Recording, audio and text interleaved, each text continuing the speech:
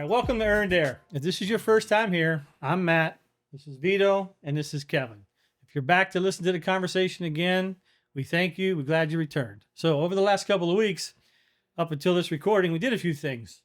Yeah, this weekend, I thought I was 20 years old. Got up on the roof because we had that bad windstorm.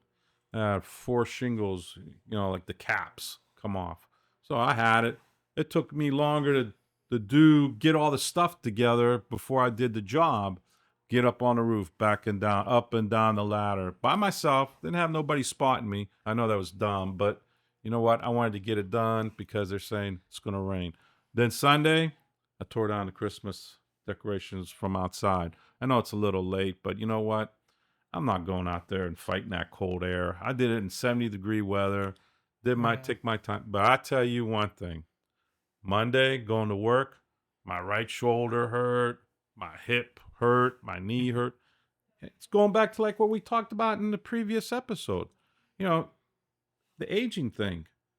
Things that never bothered me before, man, they bother me now. I'm going to be hurting for a couple of days, and I'm hitting the pain pills, Advils. And Just one? 3. And then put 3. I got a bottle here that can cure all that for you. And then what's that stuff that Biofreeze. Biofreeze. I'm not kidding. I got that on the nightstand.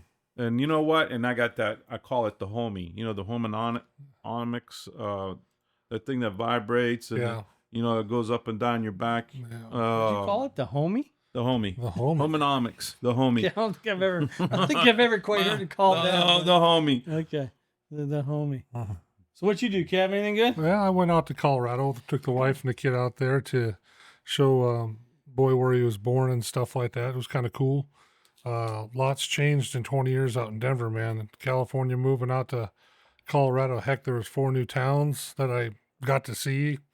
Did a little sightseeing, saw some friends we haven't seen in a long time, and just kind of had to get away and take a break. It was nice just to kind of relax a little bit and just go back to some roots that we had laid down there previously since we moved out here. So it was a fun time.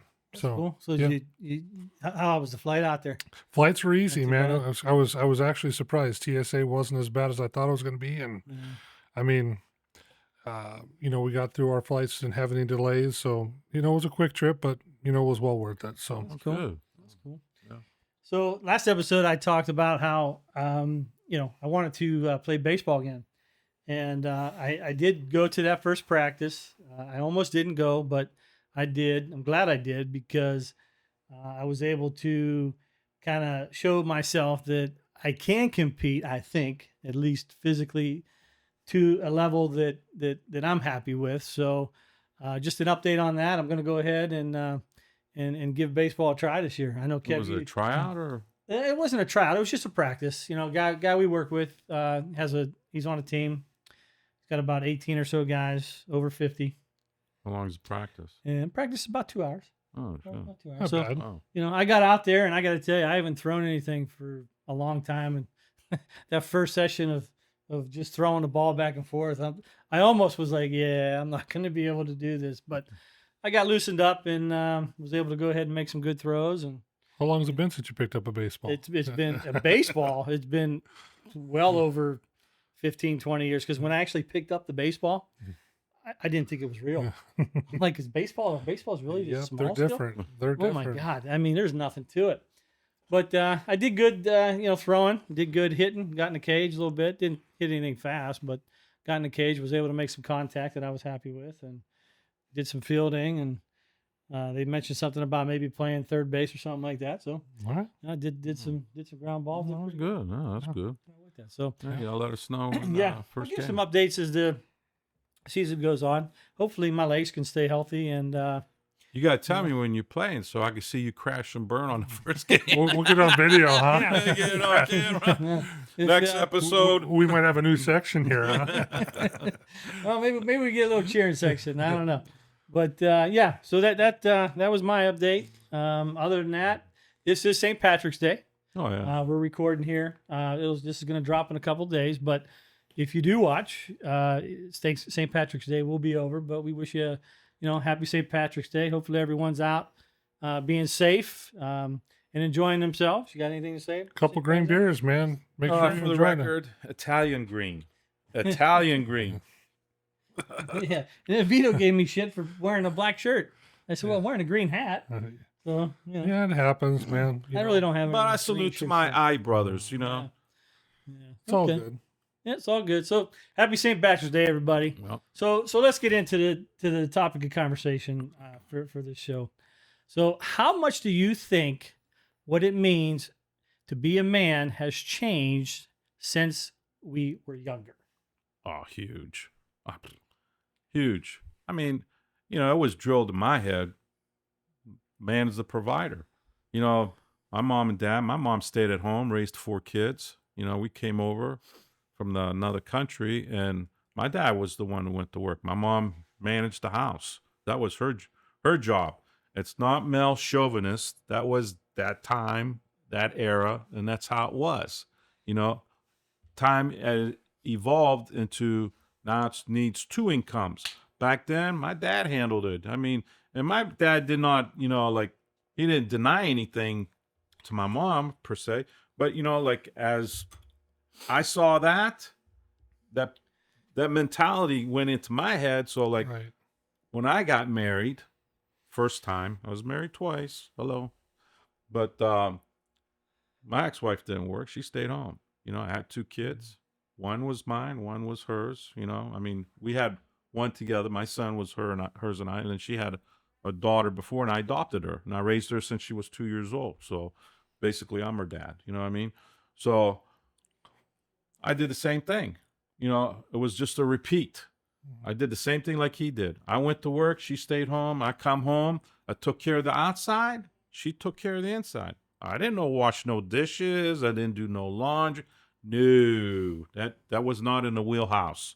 It was you knew your lane. I knew my lane, and I didn't go in that lane. She didn't go in this lane. I didn't expect her to come outside, cut the grass, and no. That didn't work that way. But see, the thing is, my mom, she did both. My mom took care of the garden and that, but that's the mentality they grew up with back in the old country. You know, you work, but that's how it was. You know what I mean? Now today, it's different. You know, I mean, you need 2 incomes. You know, the cost of living skyrocketed. You know, like when my dad built his house, which the existing house that I live in right now, it cost him almost $15,000 back in the 60s. You know what I mean?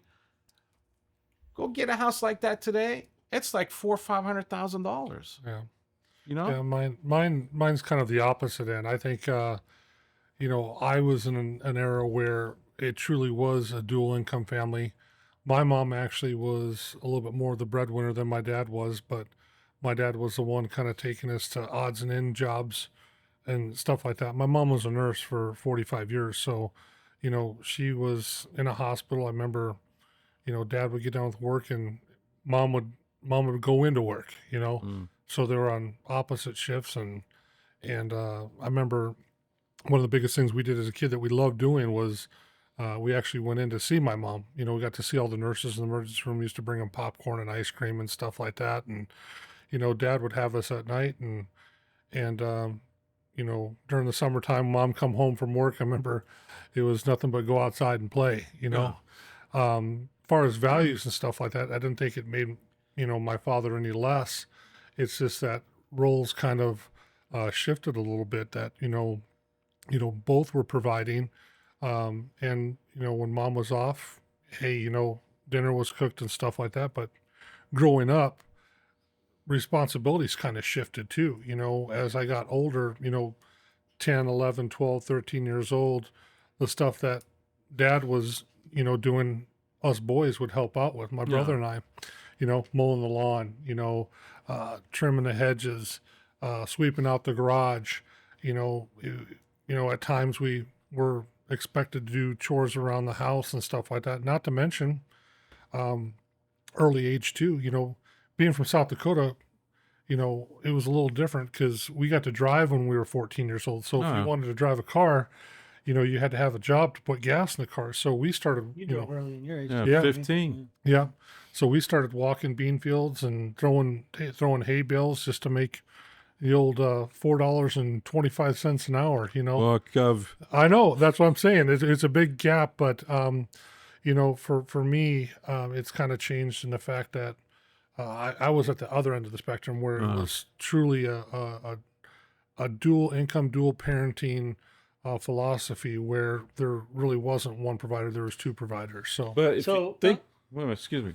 But if you think about it, I talked to your mom. Mm-hmm. Your mom's like the same age as my oldest brother. So basically, your mom and I could be like brother sister. You know what I mean? Yeah. That's how close in age we are. Right. I am with your mom. Right. So that mentality, like like the big age gap. That's how all this stuff changes. Like I said, it evolved. It's different now. right. So listening to both of you talk, you guys both lived and grew up with mom and dad in the house all the time. Mm-hmm. Yeah.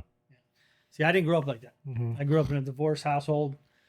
Mom working 2, 3, 4 jobs to get things paid, to provide for me, and then thankfully, she had a place to send me when she was out doing all those things, and she sent me along with my grandparents. Mm-hmm. So I didn't get to live in that traditional Wow. mom and dad, making the money, and it was different for me. Not that I don't look back and regret any of it. My mom did a fantastic job, and I turned out very well. Mm-hmm. But you guys had the luxury of living in that family that was always together. Right. So curious, and mom doing all the stuff. So grandparents, right?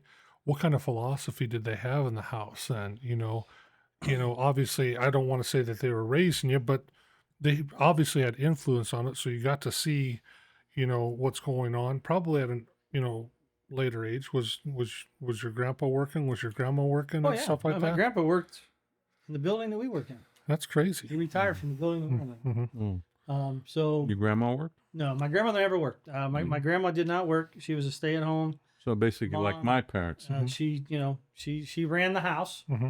She did all the cooking, cleaning, and things like that. And just like like your fathers did, my grandfather did all the stuff like you mentioned. The painting and the yard work and all that stuff, and keeping up the house. But when you get into masculinity, as young men to the men we are today, were we just expected to learn it, or did you guys have conversations about the masculinity? Because for me, before I get into my explanation, I'll let you guys go first. I just had to learn it through observation. Right. I mean, for me, obviously, my dad being home more than my mom, that was a big task for us. There was stuff that, we learned to do that was helping out my mom. My mom come off 12-hour shifts, 3 or 4 days a week. So there was an expectation of, your room stayed clean, and, you did some household chores, and even included doing dishes and even cooking your own food.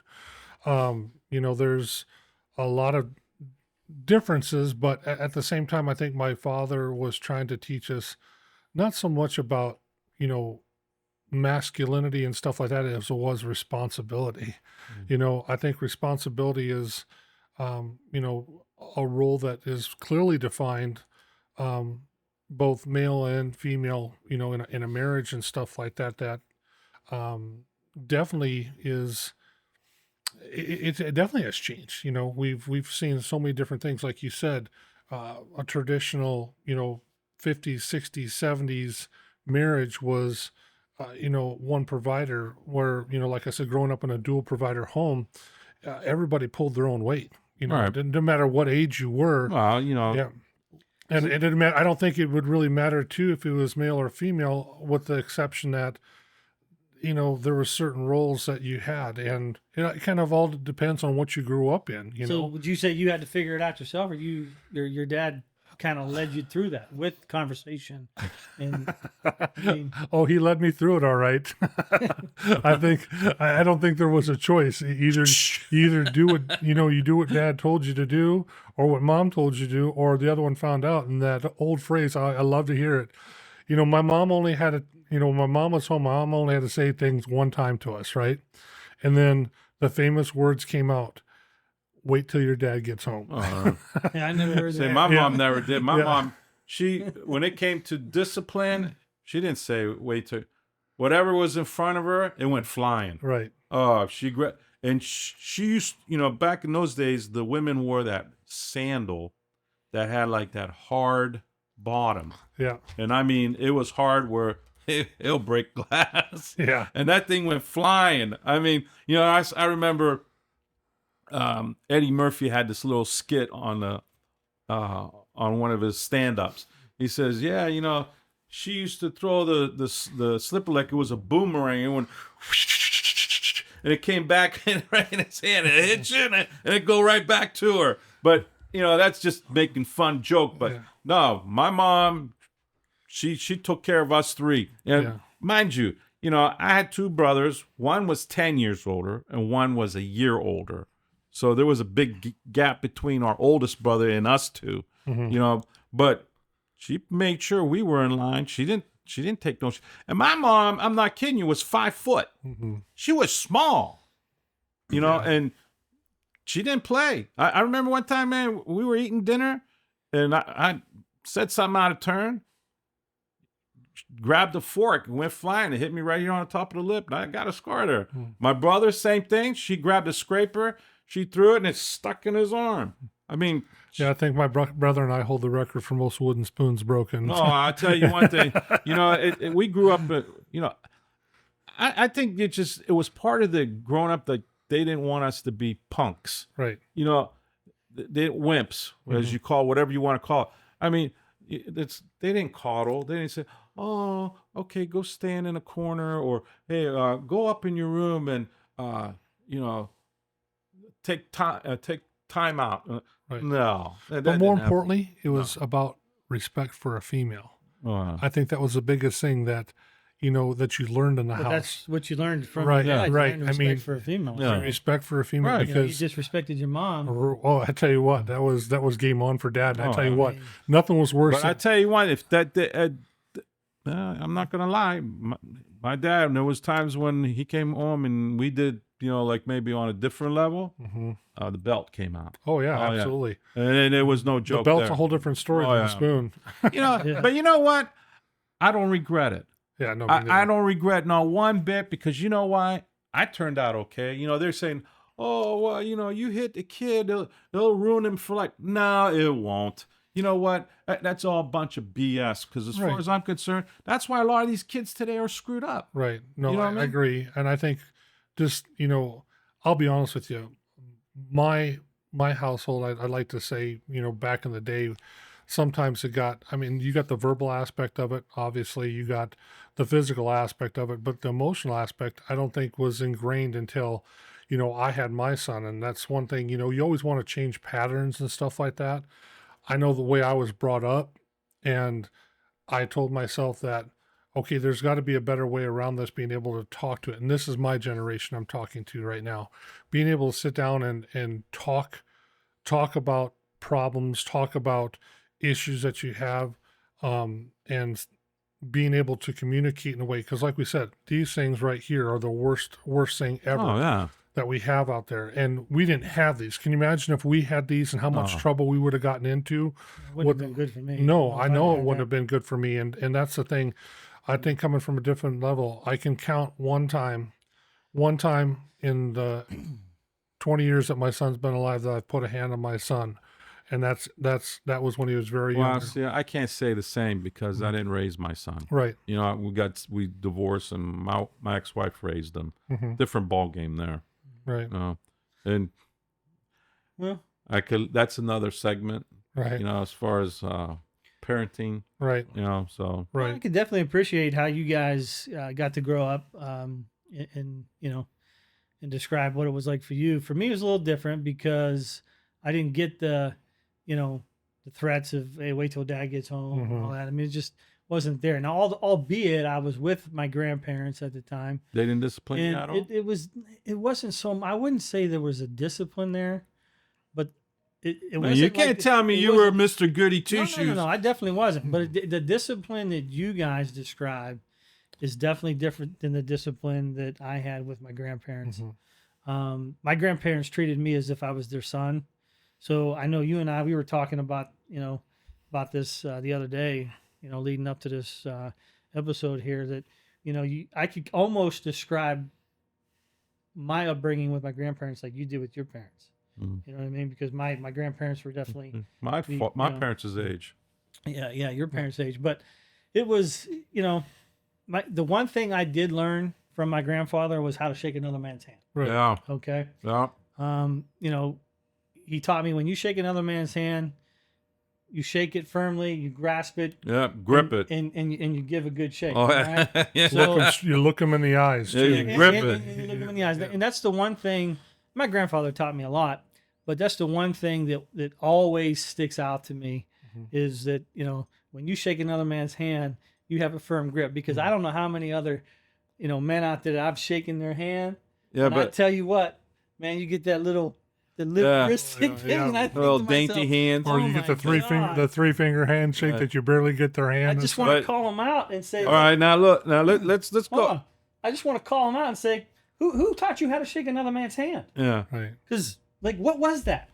Like that was like terrible. Right. But when people came over your grandparents' house, like to visit them, and you went to go shake their hand, they gave you such a grip.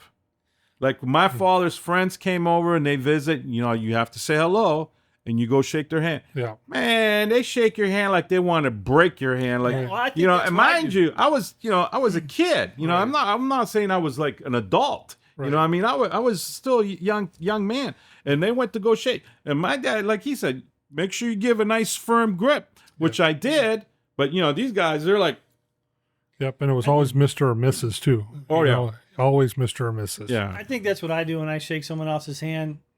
When I squeeze, then they squeeze back harder because I think they realize that okay. Okay, where's the contest Yeah, over like, here? so like, I get the real quick squeeze that I Yep. give and then I get a little harder squeeze from them. Like, The worst, oh, okay. the worst one I don't like when you go shake somebody's hand and they got a sweaty hand. Oh yeah, that's not good. We say in Italian, skeeve. That skeeves me, like gross me out. That I gotta go and wash my hands. Yeah. So what were emotional struggles like with you guys? Like, how did you handle that? Like, I mean, Well, I think for me, it was, I mean, I don't want to say reverse psychology, but it really was, your parents always motivated you by saying you couldn't do something, like I remember growing up playing baseball.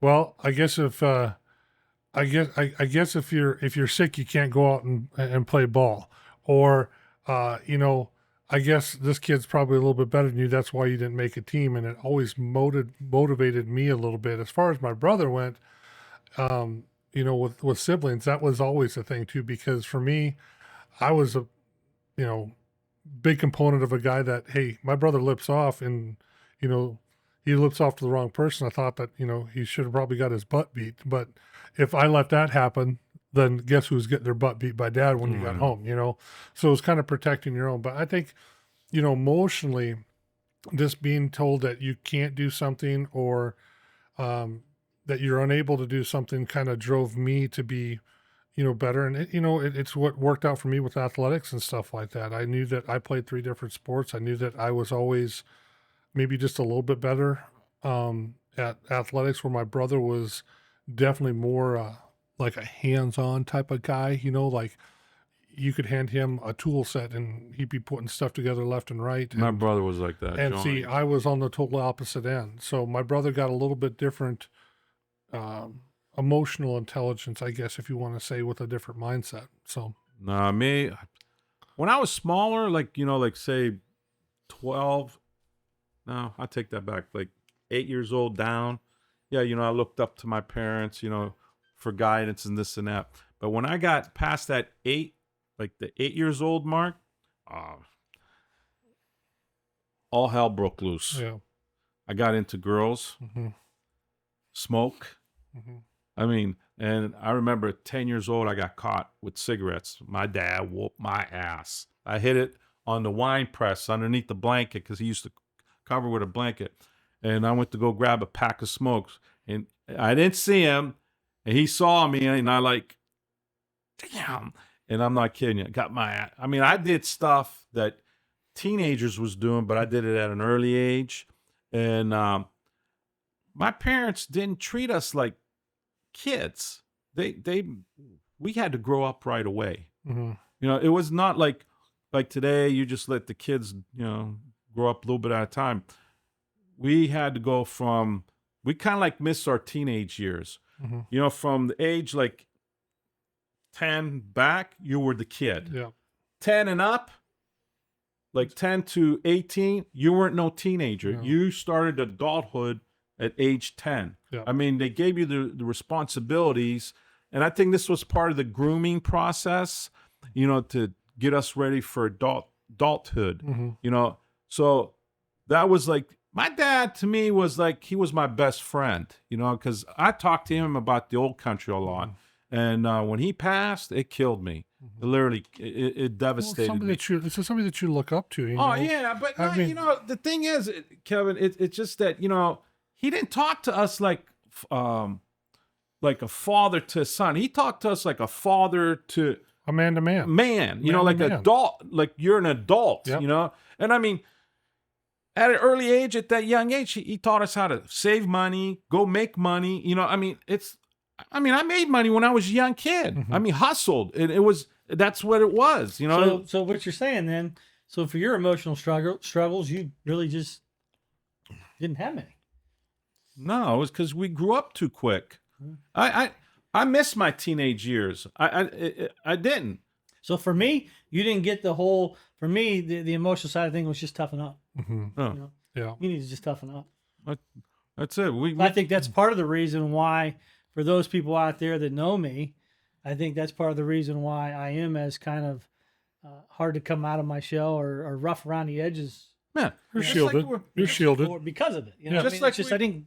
Again, I keep saying this. I didn't grow up like you guys, but for me, I got hardened.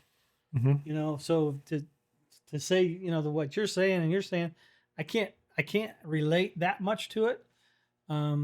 Little bits here and there, but not quite like you guys. Like I said, for me, the emotional side of things was just toughen up. Right. Okay. All right. My parent, like I said, my father, he like talked to us like an adult, and it's like I told you, not in the previous episode. Don't cry. You're not allowed to cry. He despised that. He didn't want you like show that emotion. It's like you said, toughen up. And the biggest thing, don't show fear. Right. Don't know. My dad, like, no, you're not showing no fear. You're not going to be afraid of nothing. Right. And I'm not.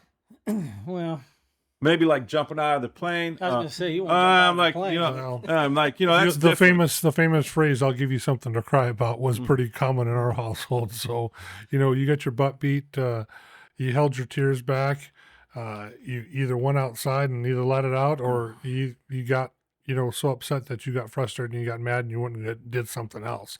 That's kind of the way it was in our household. So those were growing up expectations, right? Right. Those were all some of the expectations growing up. Now, how about some modern pressures?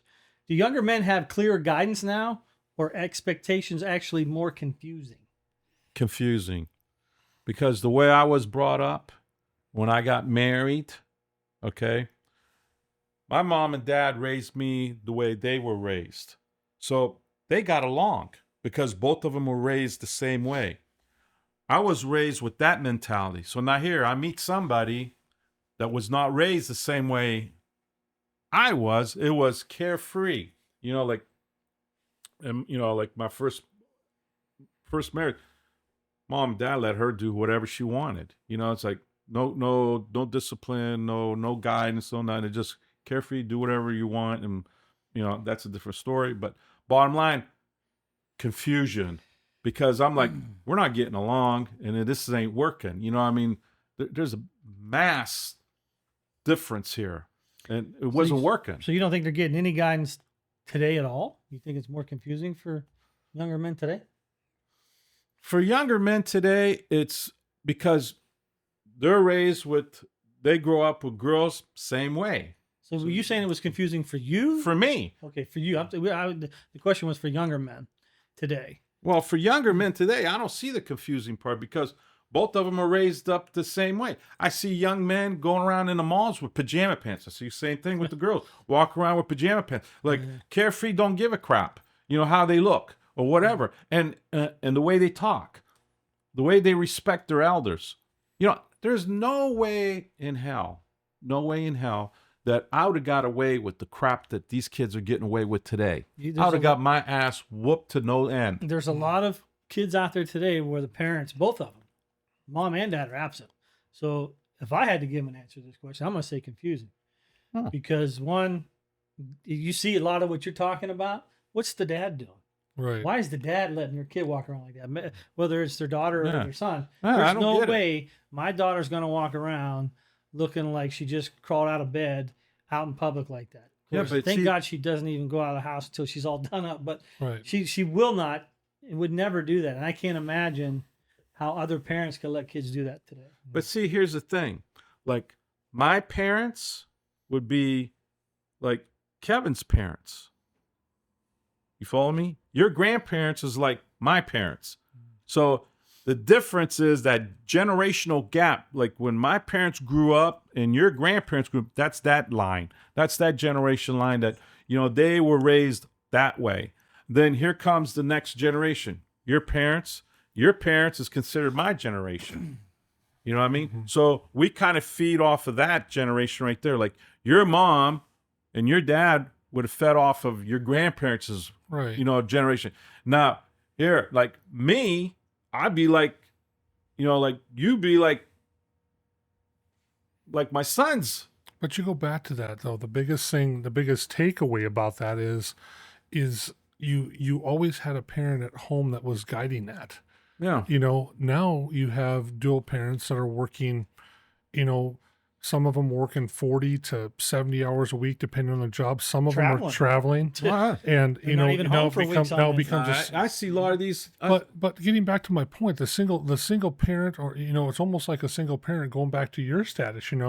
If you're looking at it from that point of view, who's the biggest influencer in the household right now? Yeah, you're right. Well, exactly. You're right. It's TikTok. You're absolutely Facebook. right. There's all kinds of social media that's influencing about what were our trends back in the day? Can you name a trend? I can't think of a trend that I even looked at besides, okay, you go back to clothing, right? I think the biggest trend we had was when you're pegging your pants, or you wore a certain type of clothing, like Pepe jeans or Jabot jeans or whatever jeans you want. You remember that? See, but you know what? It was clothes. It was clothes. It was fashion styles. But here, there's so many different trends. You look at all the stupid stuff that kids are trying to get likes or attention for. It's ridiculous, and it influences, going back to how it's influencing men. I think it absolutely does now. I think emotionally and stuff like that. If you don't have a social economic status, if you're not dating somebody in the same social economical gene pool, you're looked at different. I think it's how you develop yourself as a man growing up. What you were brought up with in your home, and your values in your home determine what you're going to be in society, right?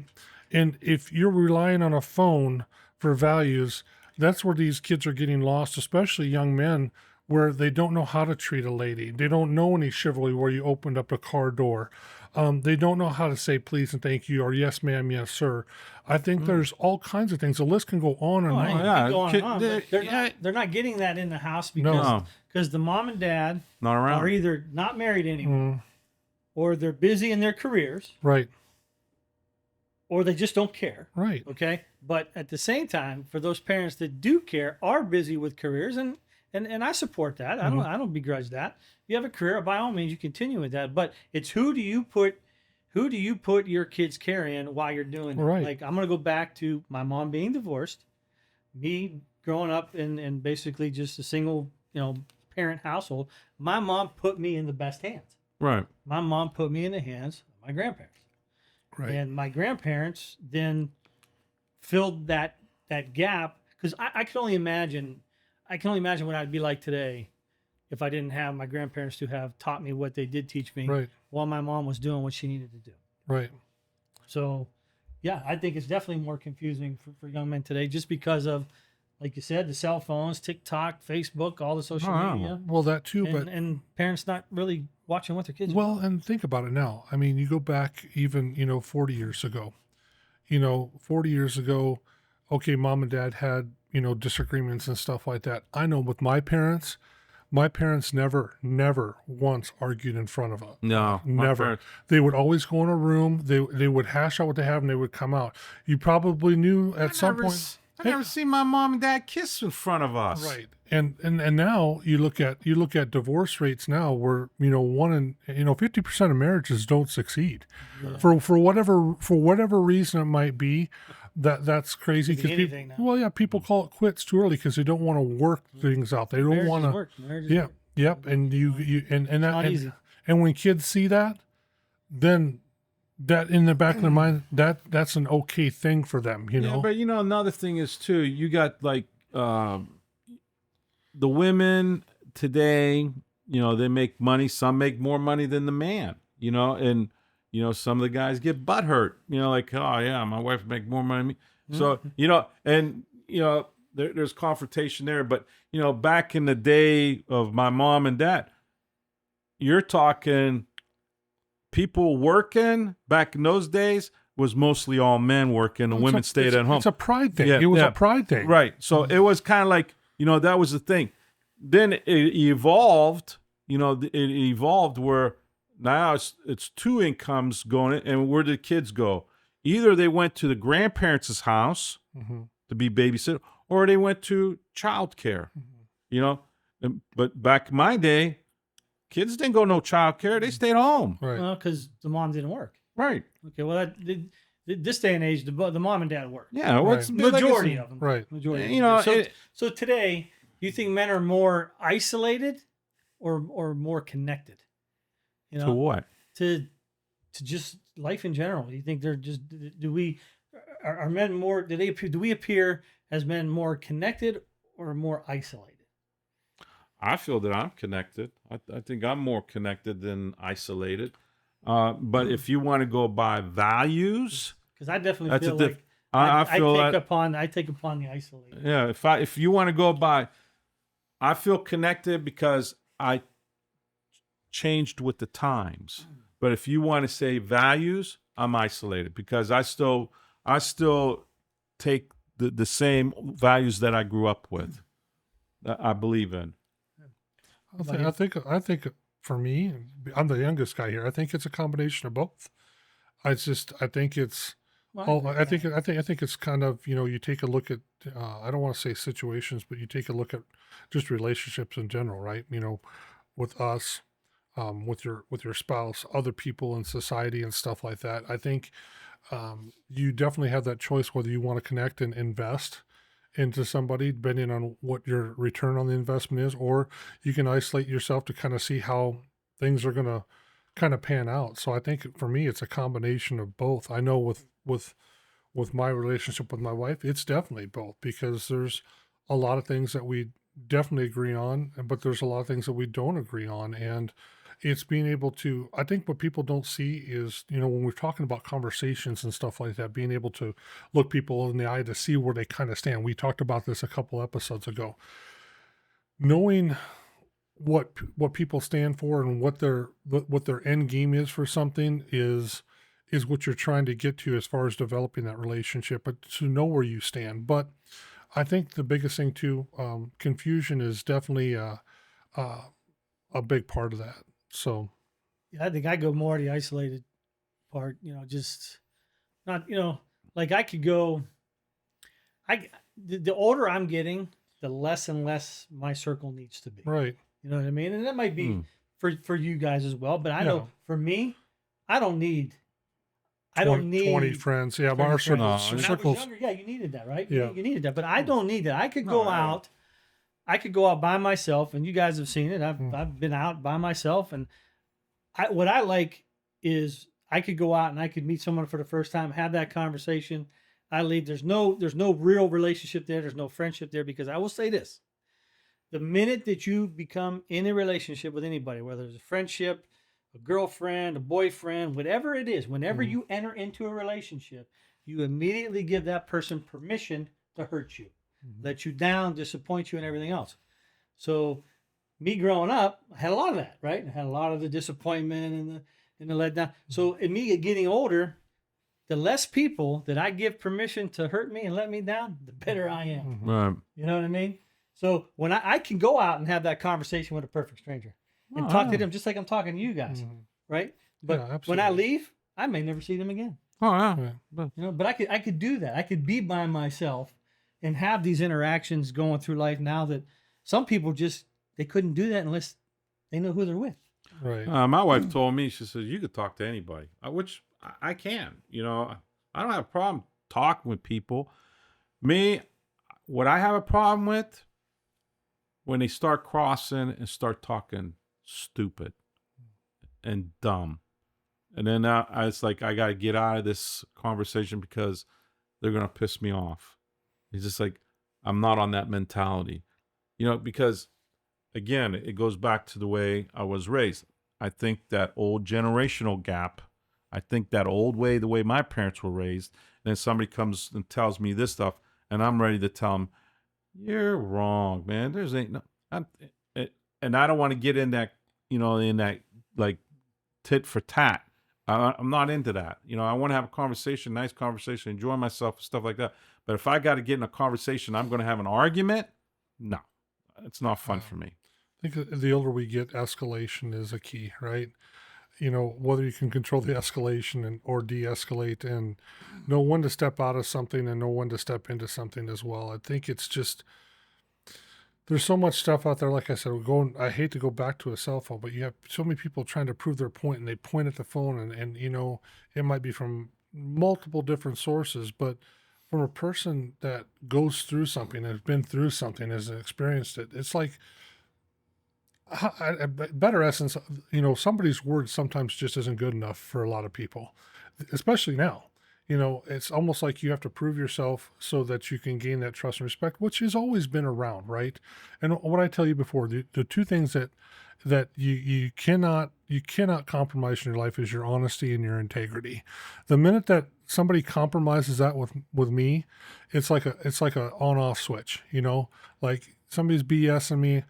I know that you're BSing me. Okay, I'm gonna get away from the conversation, and being able to notice that as we get older, I think that's what we live on. We live on, you know, life's trials. So is maturity then more about letting things go than more about gaining things? Because like you said, you just said, well, I'm just not gonna have that argument no more. So that's just maturity. Yeah. You know why? From just as a perspective Right. change. It's true, because I'll give you an example.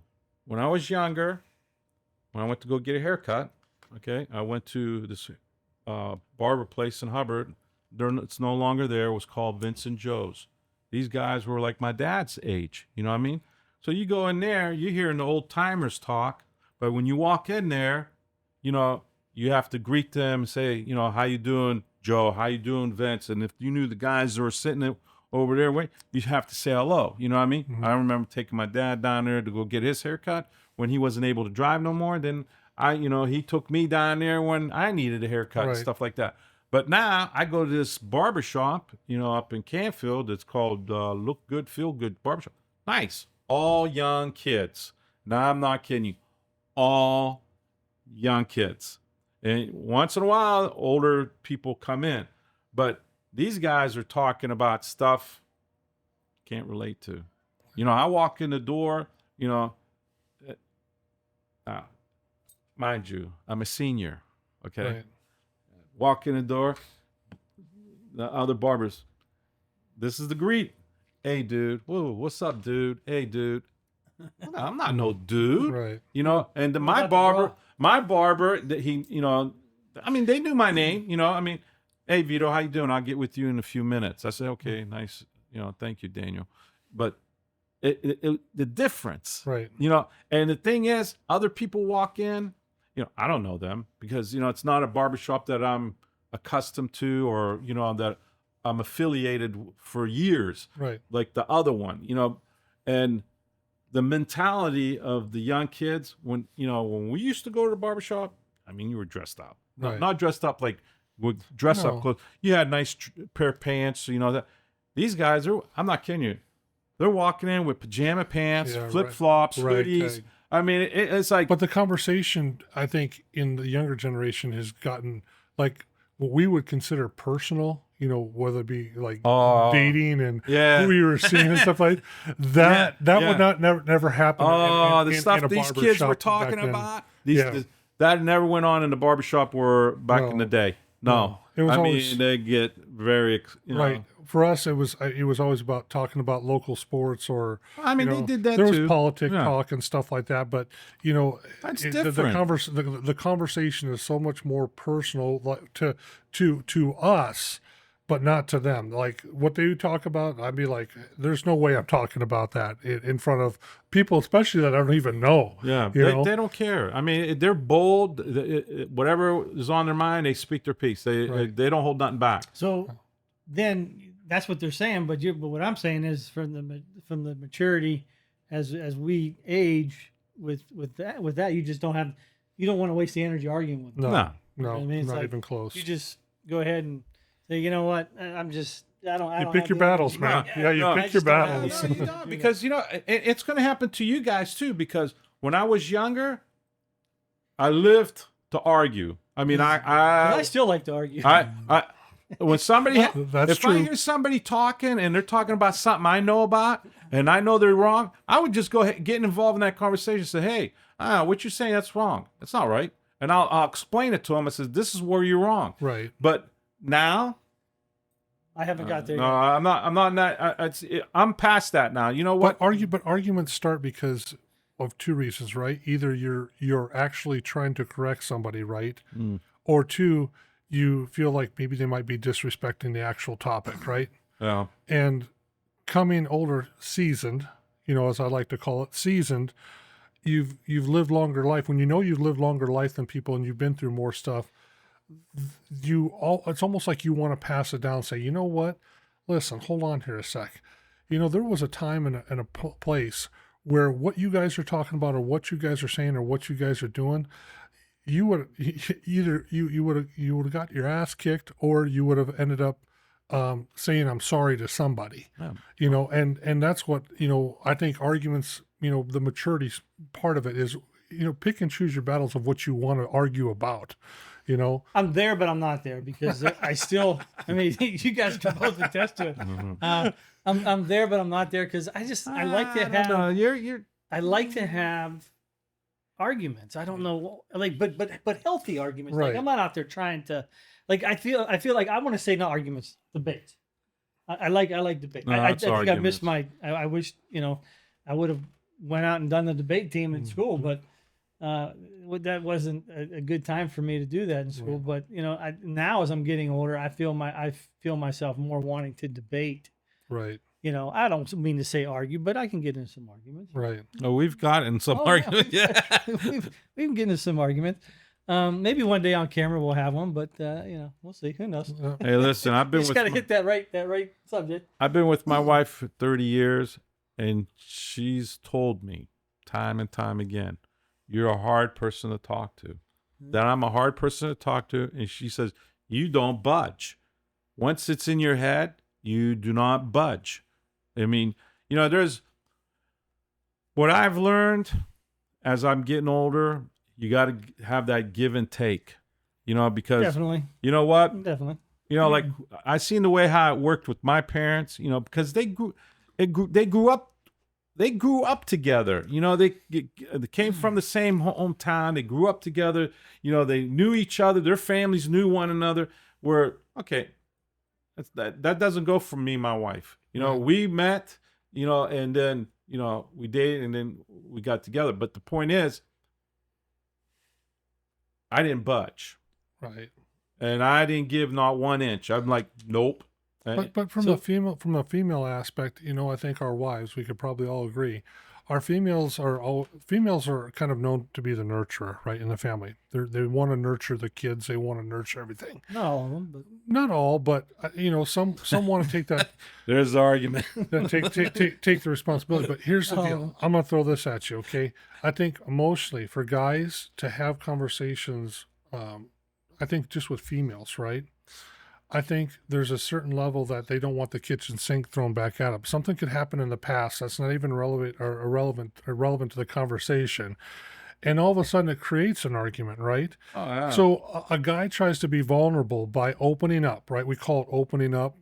Our wives want us to share our feelings and want us to do this and that, but the minute that we do that, this is just me speaking. Yeah, Might not be you guys, but well, for I me, get asked. yeah, but yeah, it doesn't happen. but we're guarded, right? We're guarded. We're guarded as males because you feel that if you open up and you give that part, going back to what you said, you say if you open up to somebody, now you have the fear of getting hurt, right? That's true. Right. The minute you Right. become in a relationship with Right. somebody, you now give them Right. permission So to hurt you. Unless So men today now, I think 100%. get a little bit.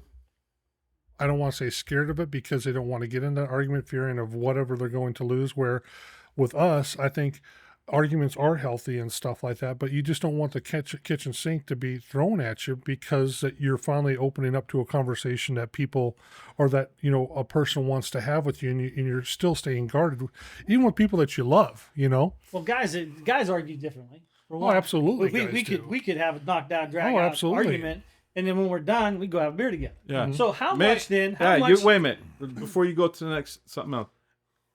Me, if I have an argument, that's the difference between men and women.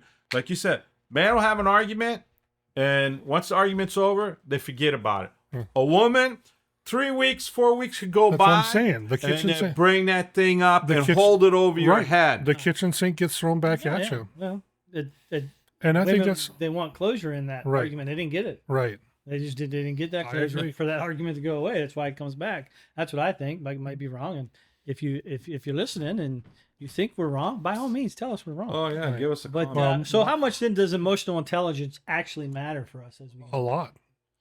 I think it does. I think even though statistics say, and I've researching our topic, the statistics say that, you know, more suicide rates are happening in females than it is males. I think it has a lot to do with, our I don't want to say our misconception of what we're talking about tonight versus what's happening out in the real world. That I think for us it's just I think men are better kind of picking and choosing their battles on what they want to fight and what they don't want to fight, and how long they want to fight them for. I think if I had to say yay or nay to that, I would say picking and choosing your battles comes with experience, knowing Right. where, and it also comes with knowing who you're arguing with too. Right. Oh, You know what I mean? yeah. Oh yeah. That's true. You need to know who you're arguing with, because there's certain things that I might argue with you about, and there's certain things I might say to you in that argument, but I wouldn't say that to him. Mm-hmm. You know what I mean? So it's knowing the person. That's how you fight. Yeah, you know what I mean. That's how you And fight. You just got to put yourself on an island. yeah, You're on a separate island. I don't know where I've heard that before. I cannot remember where I've heard that before. I heard that from somewhere, but I don't remember where. Right. The bad part is yeah. like when you're talking with somebody, and you tell them, "Okay, stop," Mm-hmm. and you have to say it more than once, "Stop," Mhm. and they just continue. There's where is a problem. Well, you're giving that warning. You're shooting that over the bow. They're going, okay, you need to stop. Mhm. You need to stop. But the emotional intelligence isn't. It's knowing who you're dealing with, Right. being what's the word I'm looking for? Just empathetic, Right. and realizing. What are you looking at me like that for? Empathetic. Yeah. Yeah. How? I mean, Well, it's an being argument. Empathetic Let me ask- is knowing that what I might say in that argument right. might seriously offend you. So if you're not empathetic to what we're arguing about, Just like now? because I could really, I could get into an argument with somebody, and man, I could just go straight verbally for an attack, and knowing it's going to crush them. But having that emotional intelligence to know, look, I can't go there. Right. You know what I mean? So I got to find another way around what it is I want to say to better my argument. Right. So it's just being, emotionally aware of. That's you now. Where see, I was in that. That wasn't I me. was in that place when I was younger. Now, you know what it is? I got this mentality, like you said, emotional intelligence. It's like this. I'm not wasting my time. Well, plus you got you have things like you don't want to raise your blood pressure.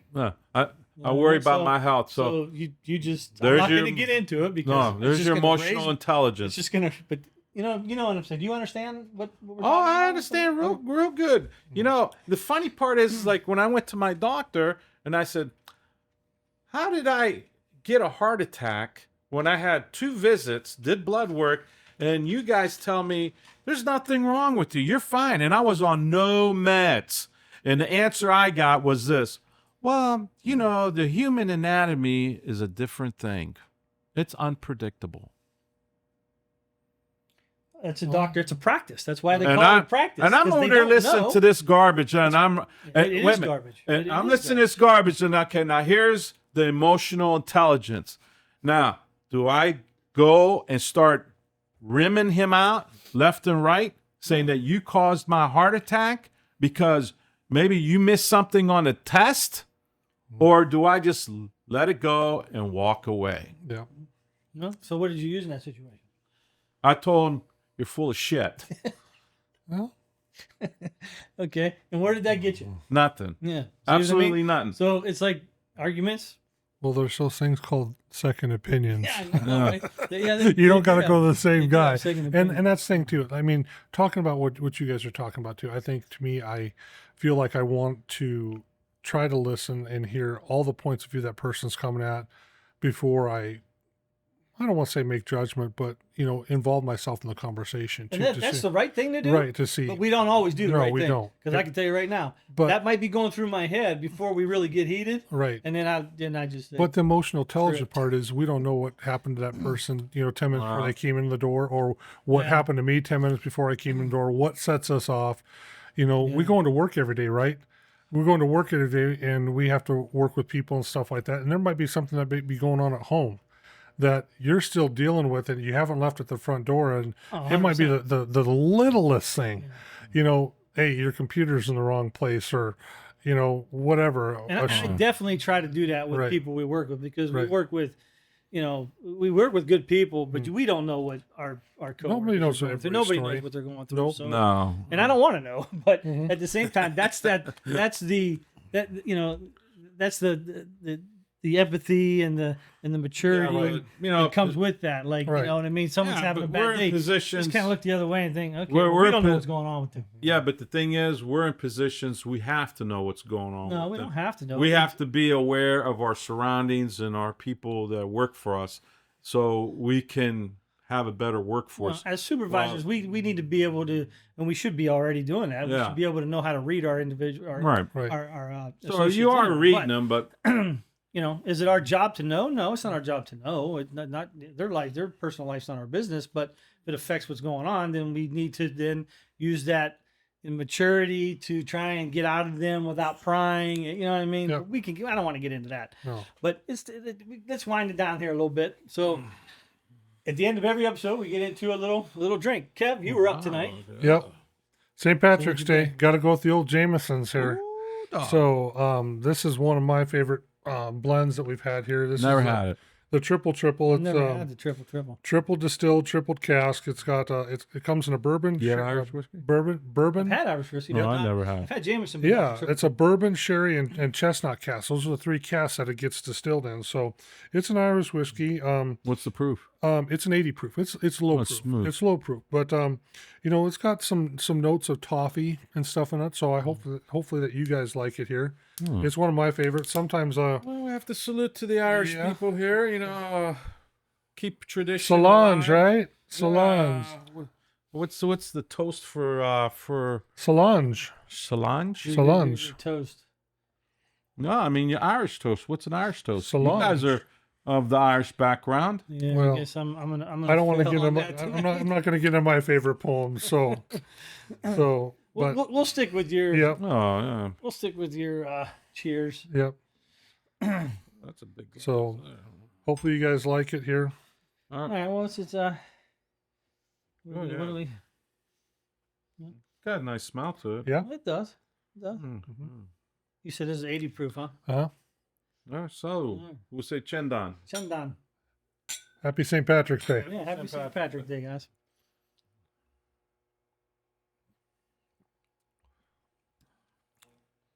Well, actually, it's tasting a little hotter than 80 proof. Oh yeah, it's got a nice bite to it. But I tell you one thing, it's nice and smooth. Yeah. Yeah, I think that's You could tasting like taste a 100 that proof. toffee. Yeah. I could taste it. Yeah. And you got that little back flavor of the chestnuts. Mm-hmm. Yeah, that's good. That's good. So as we're sipping on this, some of the conversations we had tonight, some of the questions that were put out there, anything that stood out, anything you wanted to say, didn't get to say, or just in general here as we wind I this do. down. You know, there's always a place and a time for an argument. And the way I was raised is the way I'm content with. Maybe might not be content for you or for him because of the age difference and the personal background. I don't regret the way I was raised up. And I mean, I know I failed to note, like, my wife, she was raised that old-fashioned way because her mother's 94 years old. You know, she was raised the old-fashioned way, but I know to this day, she's got 2 kids from her previous marriage. She didn't raise them the way she was raised because it didn't happen, because she married a different person, wasn't raised the same background. So it's kind of hard to say, yeah, I'm going to raise them the way I was raised up. So that's where, like I said, time evolved. The way I was raised up, I couldn't raise my son that way, or my daughter that I adopted, is simply for the fact is because my ex-wife wasn't raised that way. You know what I mean? We were raised totally different. So there was the confusion part for the kids, the confusion part for us as young adults trying to raise little ones. It's not the same. Like the way my parents, both of them grew up the same way. They were raised the same way. So they raised our kids the same way. No arguments. Where us was a lot of arguments because I was thinking that way, she was thinking this way, and there was the arguments, there was the difference. So in fact, I think as you go from one childhood to another, or one generation to another, like I said in a previous episode with computers, if you don't change and learn with the times, you're going to be left behind. So as I got older, I kind of changed. I have to okay, well, I have to change my way. That mentality, the generational gap that, with my parents, the way they were raised, it's okay in their day. In my day, when I was raised under them, but in my day now, with my wife and my kids, it don't work. It don't. Because the way we were raised, it don't work in today's society. It just doesn't. Because you know why? The kid's going to come up like this. And I was told, where we work, Vito, you're old-fashioned. Well, nobody thinks that way. I was like, what? Are you kidding me? But, you had to think about it. And it's the truth. It's the truth. Yeah. Well, I guess that's just you're showing your age, I guess. Yeah. I'm not ashamed of my age. Yeah, I mean, obviously values change with culture, and growing up and stuff like that. Obviously, we had certain things, but just a challenge to our young folks that might be watching this podcast out there. The people that are in your 20s and 30s that, It'd be cool if we had Yeah. younger people watching, but yeah, well, some advice, but it's stuff too.